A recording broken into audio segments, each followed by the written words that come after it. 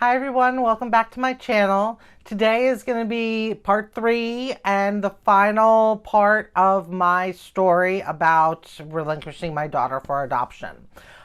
So before I get started with that, let me introduce myself. My name is Kat Davald. I'm a 47-year-old birth mom to my 31-year-old daughter, and we have been in reunion for 3.5 years now.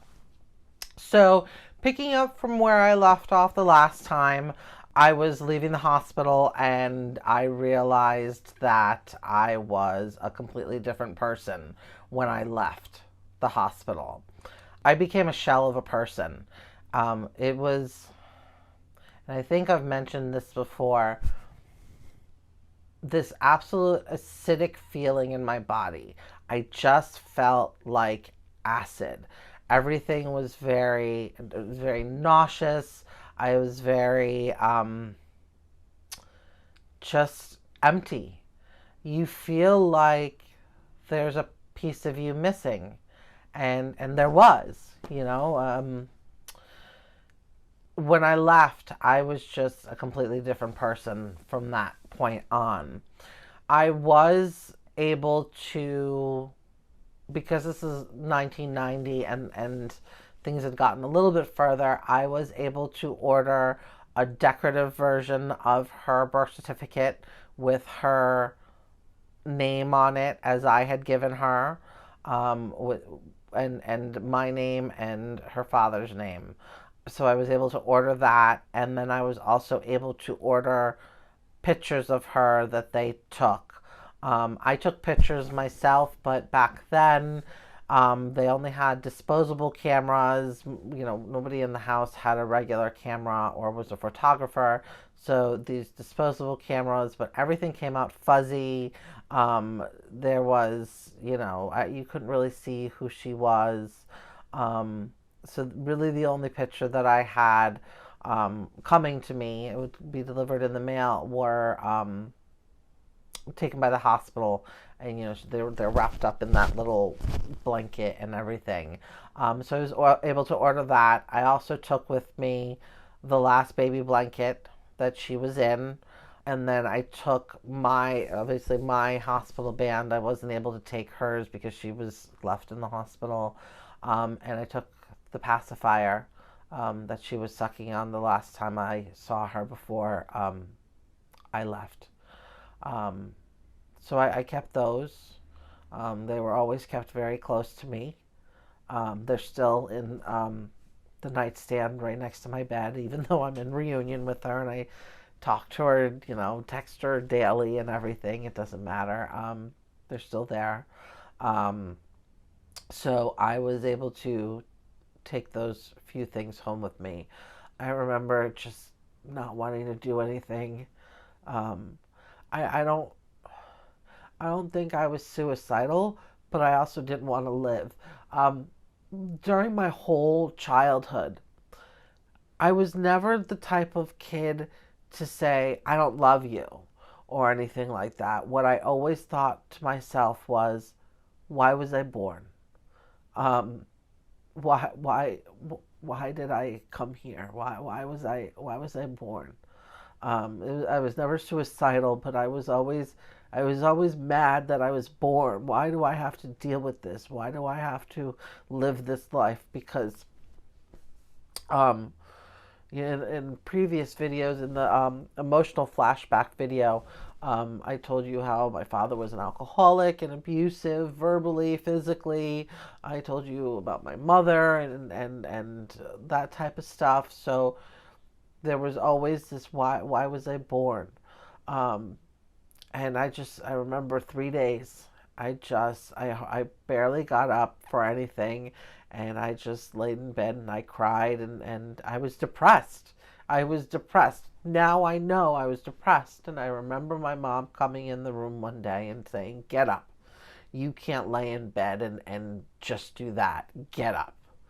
No care. Like, I just gave my baby away to strangers. I don't even know who they went to, because that was, God, I didn't even tell you that whole story. I mean, that's just a whole nother story about the coercion from the adoption agency and everything, which I probably do a video on that too.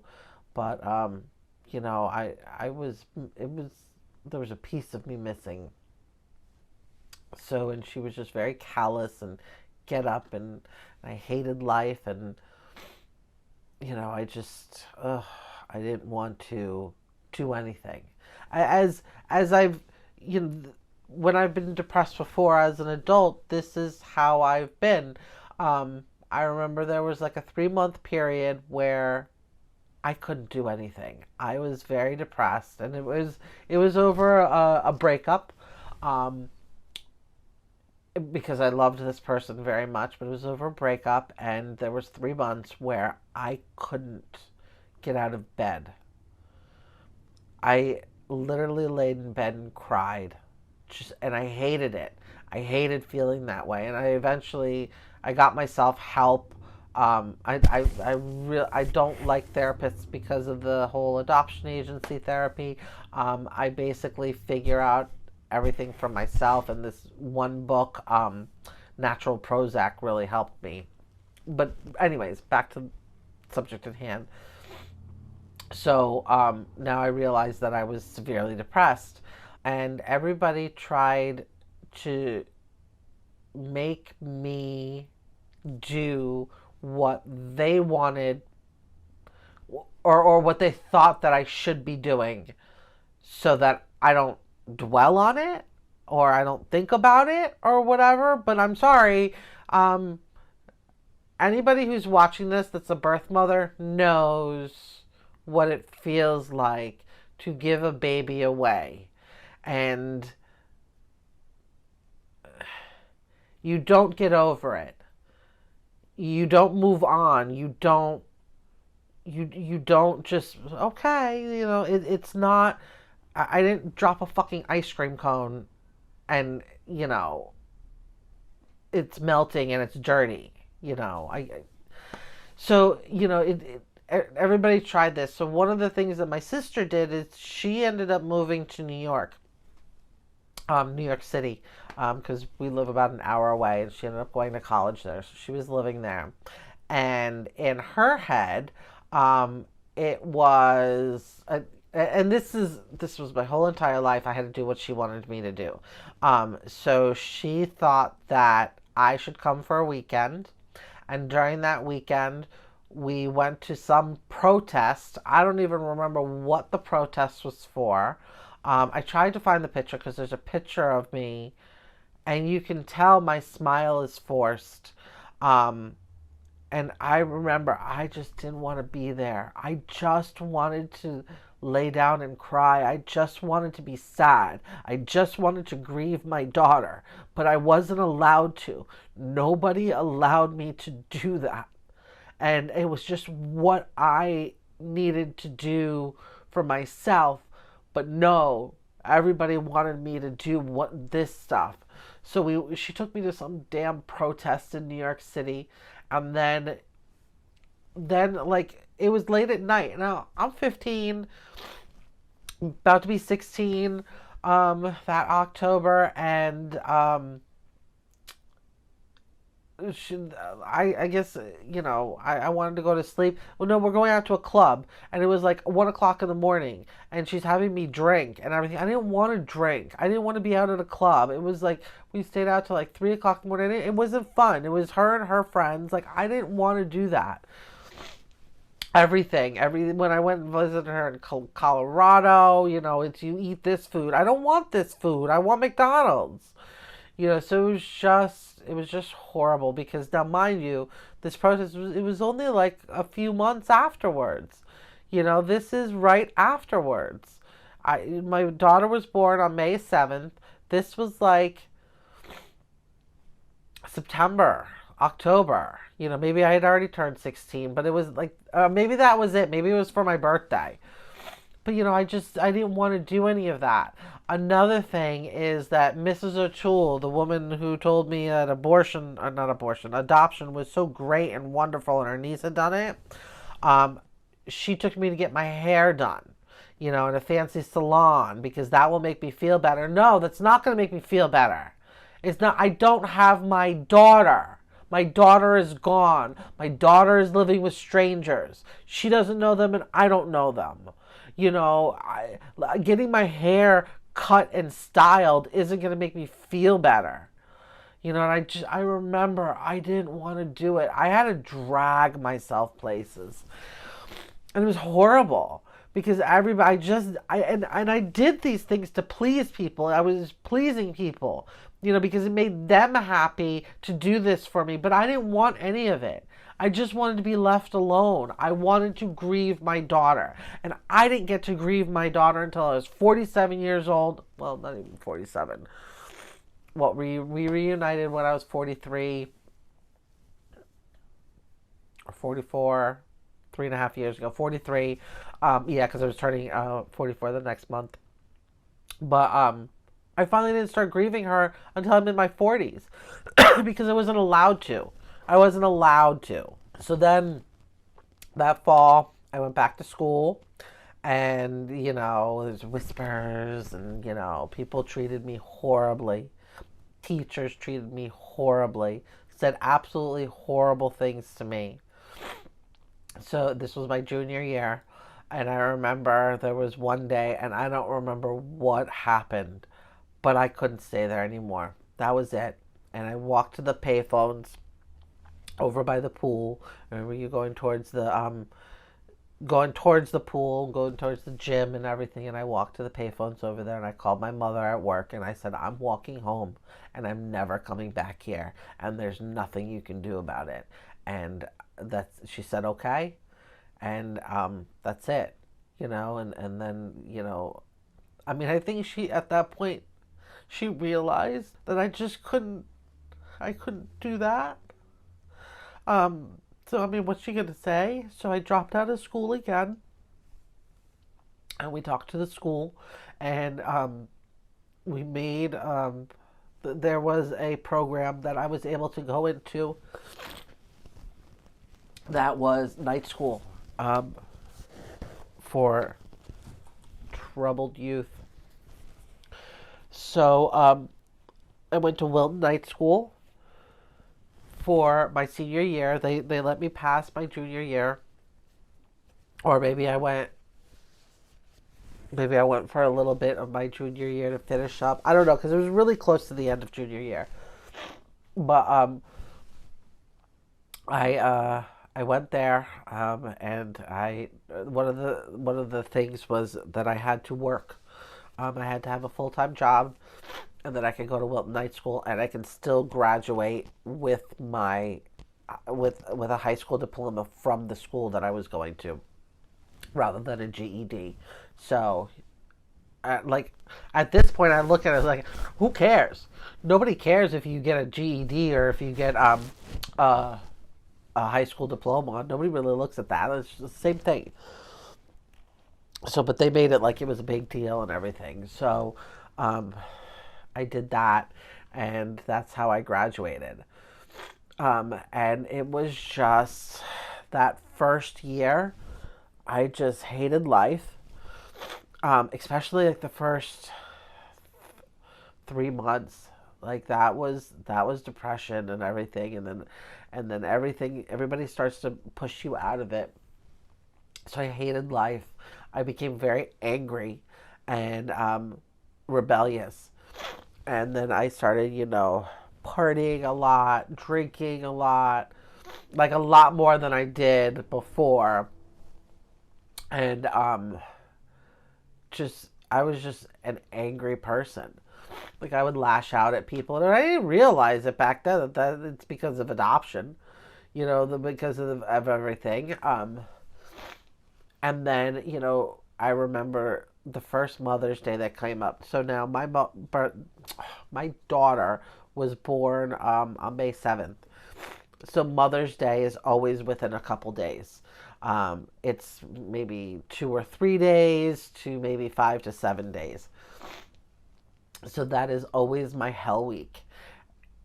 It was a week where I shut down. And it was usually the week before and the week of that I would just I, I, I had to shut everything out for years. Years I did that. And I remember the first Mother's Day, um, my mother and sister buying me presents and gifts for Mother's Day. And I was mortified because I don't have my baby. This isn't a celebration. I mean, I've heard a lot of birth mothers expect that. They want that. They want to celebrate their child. I didn't, because you always want me to forget about it. You want me to give her away and not pay attention to it. But this day, you want me to deal with it. So it was just, I just was angry and I was sad and I wanted my daughter. So for you to do this for me, it was horrible. So they did that, and they continued to do that for 7 years until I finally told them to stop because it wasn't something that made me feel good. I wanted to be left alone. And my sister still would harp on it every year. And then once I reached reunion, she she asked me, "Well, are we wishing you a happy Mother's Day yet?" And me and my daughter just reunited. And, she's not. It's not mommy daughter. Like it's reunion is a difficult relationship. I mean, obviously, yes, we have. I'm her mother and she's my daughter, and vice versa. But it's a different type of mother-daughter relationship that people just generally don't understand. But my sister knows that because I've explained it to her several times. And she would go on and do that and everything. And I finally yelled at her and said, I don't ever want to celebrate this day. And you continually do it. But anyways, Mother's Day is not my day to celebrate. I hate Mother's Day. I hate everything about it. I hate celebrating it with other people. I hate telling people Happy Mother's Day. I hate people telling me Happy Mother's Day because it's not a Happy Mother's Day. There's nobody that calls me mom. So it's never ever going to be a Happy Mother's Day. Anyways, moving on. So by the third year after I had given her away, I just found pictures of myself from that time, and I was graduating, and it was my 18th birthday and everything, and I didn't realize how anorexic I was. I'll put the pictures here for you, and I was so skinny, and I guess that's what depression does to you. Um, and now I'm the opposite. But I guess I didn't realize how depressed I was. I mean, I knew I was depressed, but I didn't realize how depressed I was. And then by year 5, I was 20. Um, she's 5 years old and I'm 20, and I think about her all the time. And I learned how to fake happiness. I learned how to, stuff it all away at this point. And I started to calm down my rebellion and everything, but not fully. But I started to calm down from like the teenage years because at this point it's 5 years. And it's not that I forgot about her, but I was able to suppress it all. I learned really well how to stuff my emotions away so that I didn't have to deal with them or show them to anybody else. And that was my MO for years. Don't show your emotions, don't let anybody know your emotions, and don't expect anybody to coddle you either. This was me. I became a non-hugger. I don't hug me. I don't want affection. I don't like that. And for a long time. Now I'm a little bit more open to it. I just getting and most of it probably is because I've started to heal and I've grieved and I've gone through all that and everything. So I think that's why that I'm a little bit more open. I mean, no, I kind of know that that's why I'm more open. I'm a huge empath, and when I was little, I was made fun of for my empathy, especially towards animals, and that's another reason why I suppressed everything.